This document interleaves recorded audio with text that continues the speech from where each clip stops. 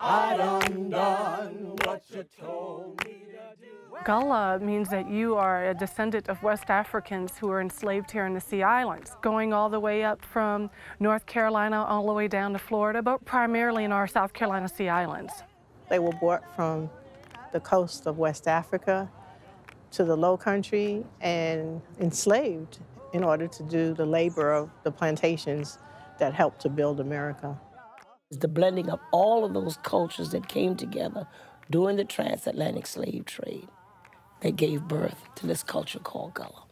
Gullah is the most authentic African culture in America. We think Gullah came from the word Gola.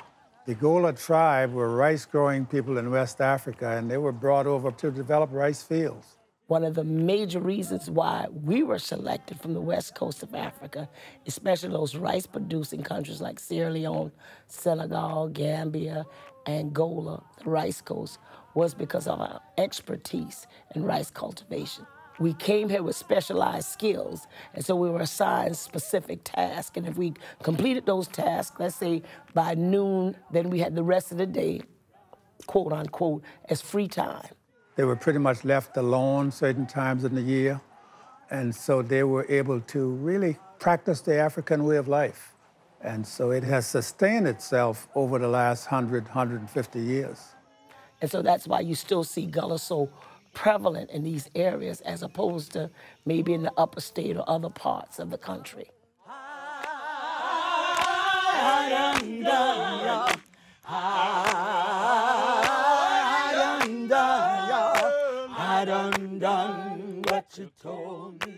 Negro spirituals are really pure West African chants. And if you went back to the coast of West Africa, you'll hear those blue notes and you hear that sound, which was the basis for our American music, jazz, blues, spirituals, and gospel. It's the music of the ancestors, and in singing these spirituals, you feel their spirit. It's the music that belongs to us, so it's important that in singing these songs that we remember them. I done what you told me to do. I done what you told me to do. I done what you told me to do. I done what you told me to do. I done what you told me to do. The spirituality of the Gullah people is first and foremost, and family is another aspect that is so very important to the Gullah people. Spirituality, family, food, music, and the language. Really what the Gullah Geechee language is an English-based Creole language. We can just drop one letter from a word and just change the sound altogether. We would probably say, oh, we out here in the yard, okay? We wouldn't say that. We say, we're there in the yard. And you really have to know the language to know what we're saying. And that what really made us ashamed of it, because people say it was broken English that we were speaking. But we were just communicating. I mean, we were talking. It was our language. And what people don't have a language? Historically, art has defined the culture.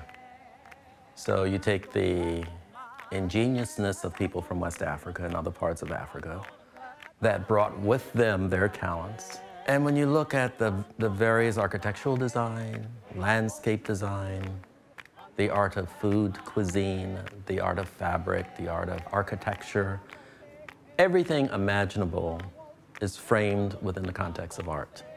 And that takes people. And most of the people were from West Africa. I sold the sweetgrass baskets. It's an art form that was brought from Sierra Leone, West Africa, and it has survived for at least 300 to 400 years. And it was on the plantations where they needed the baskets for utility, for cleaning the rice and toting fruits and vegetables out of the fields. So the basket has a lot of history behind it. It's not just an ordinary basket, but it's very cultural, it's very important, it's very unique to the Gullah culture. And just anybody can't do a basket, at least not the Gullah sweetgrass basket. This basket has to be taught from a relative or someone in that community. Most Gullah people have certain things that they do. For example, our foodways. I think food is one of our strongest traditions that we still hold. Gullah Geechee food is very, very seasonal, very farm fresh, lots of seafood, you know, shrimp, crabs, because, you know, we live right here on the water. Food brings back memories, food brings back your spiritual memory and your DNA. it also keeps that balance between modernization and the past. This culture is part of your culture. You cannot have the complete story of American history without South Carolina history. You cannot have South Carolina history without Gullah history. I'm gonna clap my hands, cause I want to.